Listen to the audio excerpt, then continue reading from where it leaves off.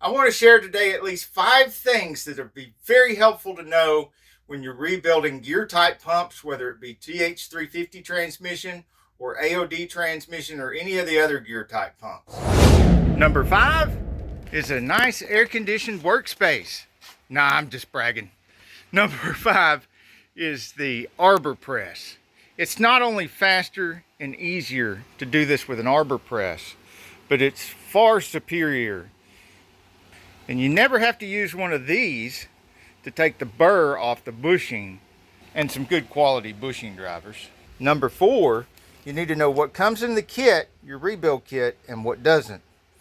Now, you already have the O-ring that goes right here in the edge of the pump, whether it be AOD or TH350.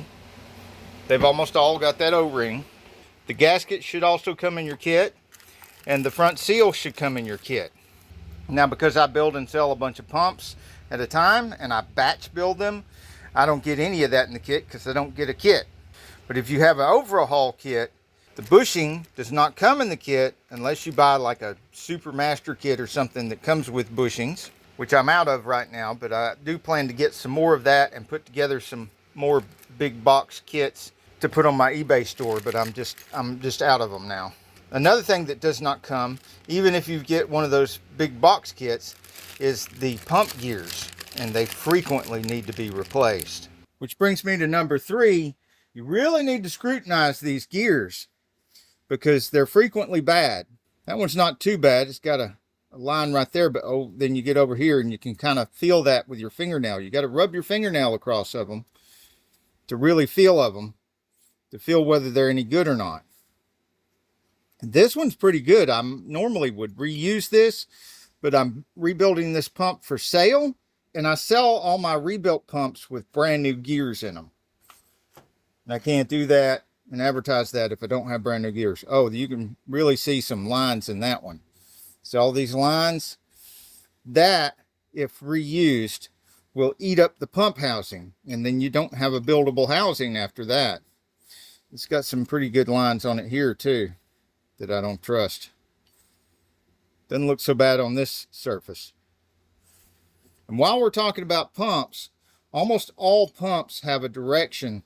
You can see the outer one has a divot, and that faces toward the engine or toward the torque converter. See the divot? And then you have a space here that also faces toward the torque converter, and it's got like a ramp right there. And that way the torque converter can hit that ramp and go up in there. Now, of course, you still got to spin the torque converter as you're going in there to get the flats to line up with that. But then once the flats line up with that, they can go up that ramp and go into that flat spot. The 350 is a little different, but it's pretty much the same principle. Instead of flats and ramps, it has notches. And if you look here, the divots are actually facing away from the torque converter. It has a divot on the back here and a divot right here, and they're both facing away from the torque converter. And oh, that is eat up. That's eat up worse than that AOD we were looking at. It's eat up bad. You've got a gap right here in the front that faces the torque converter. You can see that. And then instead of a flat in a recessed area, you've got a notch sticking out.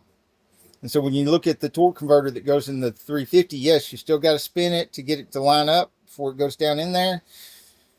But it'll have a notch cut in the torque converter hub that lines up with this notch.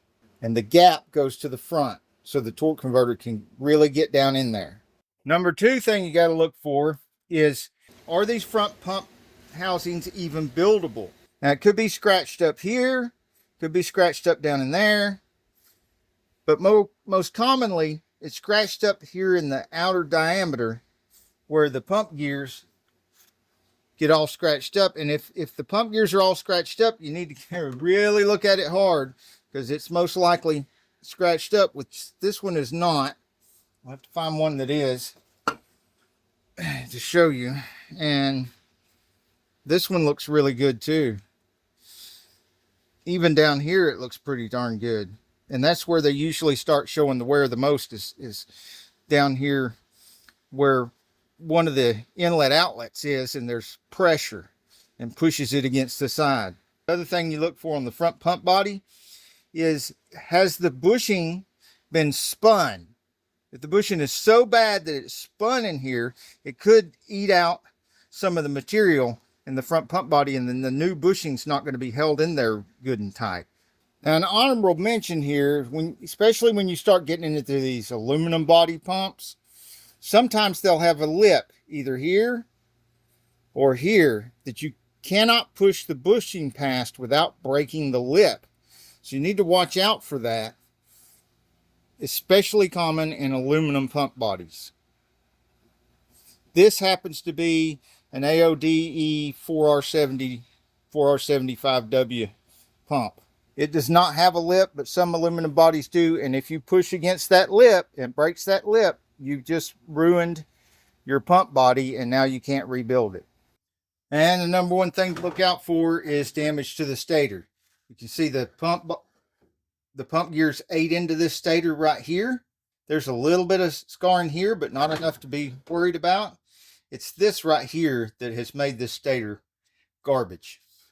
Now, if that wasn't there, if it was as good as this stator right here, you still have to.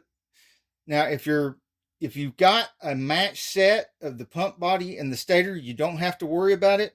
But if it's not a match set, you're pulling stuff off of the shelf, you do got to look for differences in the stator too. One of these is lockup and the other's non-lockup. And you see there's a big gap right here. The distance is further. I've got a whole video on how to tell the difference between lockup and non-lockup on the 350, so we won't get into that. We're assuming that you have the right stator and that you've already done that. You're just looking for damage. You've got several bushings in here. Any of those bushings could be bad, and the bushings can be replaced. And then you still have a good stator. But you could also have damage on places where the bushings from the drums ride on the stator, or you could have damage from where a bearing has failed, or if it's a thrust washer type, if the thrust washer has failed. You could have damage from these things being banged around on the table and getting a hit right here near where one of the sealing rings ride.